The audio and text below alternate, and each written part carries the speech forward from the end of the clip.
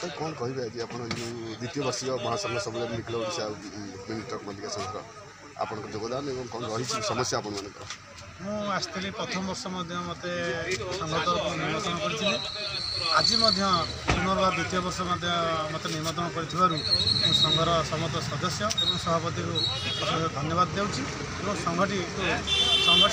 एकत्रित सब ऑल ओडिशार ओडिशा मिनी ट्रक आसोसिएशन जो कर Nikhil Odisha mini truck association जो कर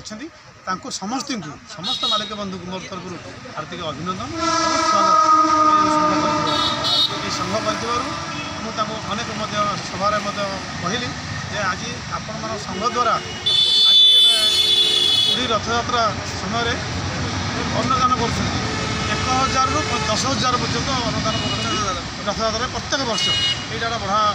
सुखर विषय और अन्नदान महापुण्य और समस्त मालिक मान अनुरोध कर यही कार्य जारी रखु एकत्रित हो समस्त काम सरकार हो पब्लिक हो धीरे धीरे तार रास्ता वे काम हासिल कर।